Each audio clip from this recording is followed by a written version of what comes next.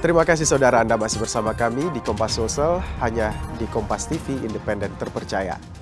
Perwakilan Umat Buddha Indonesia atau Walubi Sulawesi Selatan berencana menggelar event Cap Gomeh pada 2025 mendatang. Arak-arak dewa hingga kuliner diagendakan memeriahkan Cap Gomeh yang sudah 10 tahun tak dihelat. Walubi memastikan semarak Cap Gomeh akan kembali hadir di Kota Makassar.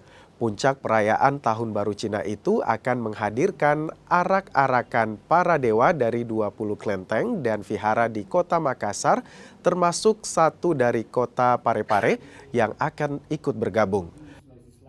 Perayaan ini akan kembali dilakukan setelah 10 tahun vakum, usai mendapat izin dari pemerintah Kota Makassar. Berdasarkan agenda awal, Cap Gomeh akan dimulai pada awal Februari 2025 mendatang. Jadi yang ikut kemarin, kalau kita ada list yang masuk, yang menyetujui untuk ikut, ada sekitar wihara kelenteng itu sekitar 20 ya lebih. Kemudian termasuk organisasi-organisasi Buddhis yang akan ikut berpartisipasi. Sedangkan jumlah kyo yang ikut ini tidak itu ada belasan yang keluar. Dan ini itu pertama kali ya, cukup banyak. Jadi satu wihara ada yang kasih keluar 2, 3 kyo, dan ini melibatkan sampai ribuan umat.